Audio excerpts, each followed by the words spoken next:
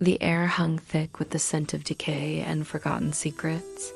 I found myself standing before the iron gates of Ashgrove Cemetery.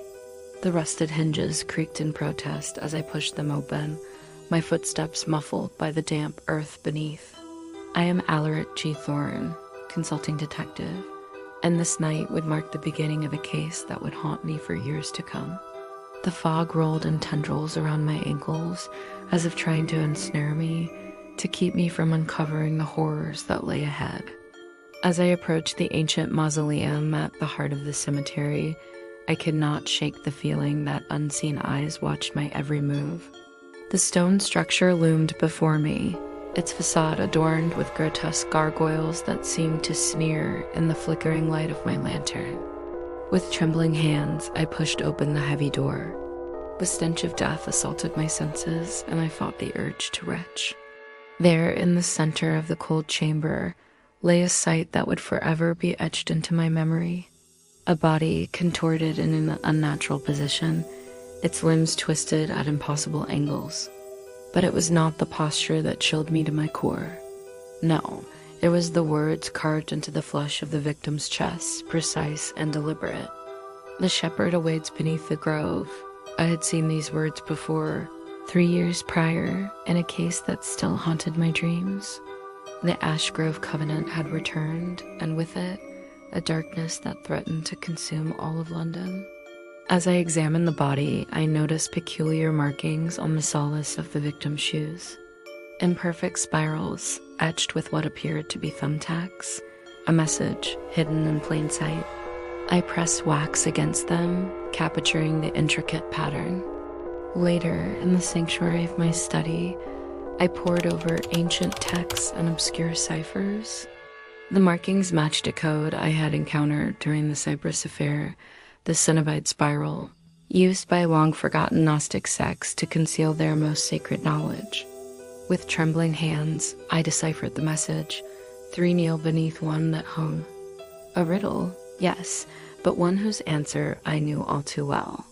There was only one church in all of Southwark where the crucifix was carved from petrified ash, and beneath it, in the catacombs, lay a triad of niches. The next night found me descending into the depths of St. Ignatius Church. The air grew colder with each step, and I could swear I heard whispers echoing through the stone corridors. As I rounded the final corner, my blood ran cold at the sight before me. 3 robed figures knelt before a plinth of bone and burnt laurel. Their faces were hidden behind grotesque masks, and in their hands they held flickering candles. The chant that filled the air was not Latin, but something far older, far more sinister. Words designed not to communicate, but to unlock something that should remain forever sealed. I stepped forward, my presence unnoticed in their fervor. With a swift motion, I extinguished the first candle.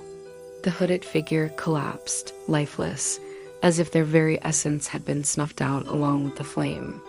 The remaining 2 fell silent, their masked faces turning towards me. One hissed, its voice barely human, "The shepherd dreams, and we speak his name." They lunged at me with inhuman speed. I managed to shoot the second, but the third vanished into the labyrinth of tunnels beneath London, like a rat scurrying back to its nest. With shaking hands, I approached the plinth. A hidden compartment revealed itself, secured by yet another riddle. I breathe without lungs, die in shadow, and speak only to those who listen. The answer came to me in a whisper: flame. The stone shifted, revealing a small tome bound in vellum. The ink shimmered an unnatural red in the dim light of my lantern. The Book of the Shepherd. I dared to read only the first line. To awaken him is to reverse the crucifix, silence the sun, and offer the tongue of the righteous. I slammed the book shut, my mind reeling from the implications of those words. The following days were a blur of arrests and interrogations.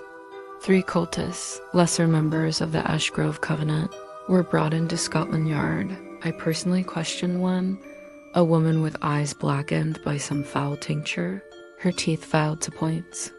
She spoke only once before her heart inexplicably stopped. "We are echoes." The voice is still to come. The next morning, her cell was empty.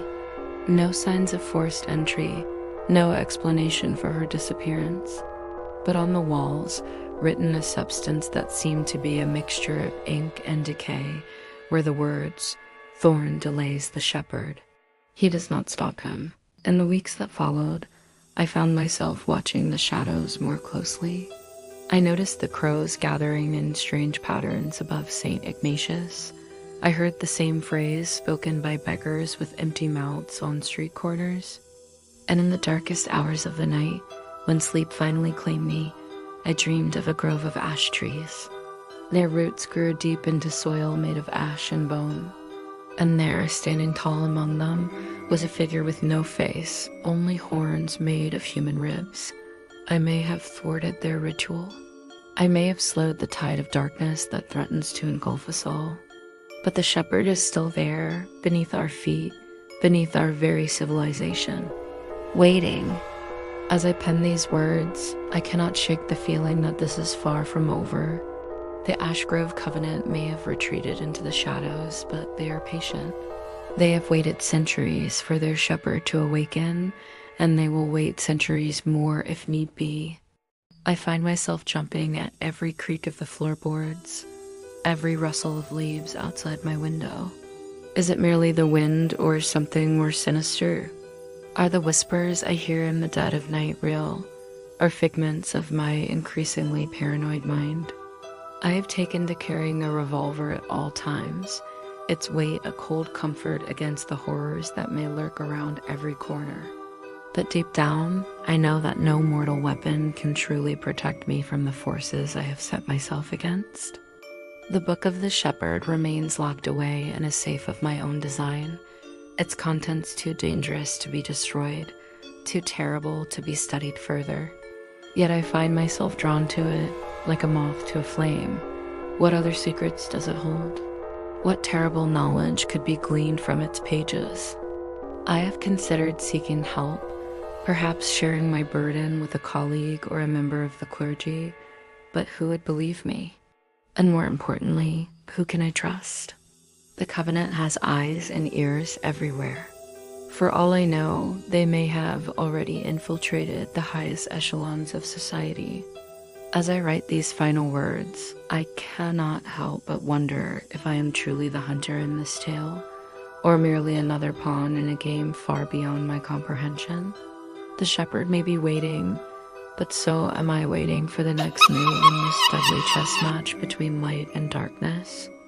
To whoever may find this manuscript, should I meet an untimely end, heed my warning. The Ashgrove Covenant is real. The shepherd is real. And the fate of all humanity may rest on keeping him forever asleep beneath the grove. May God have mercy on our souls, for the shepherd surely will not.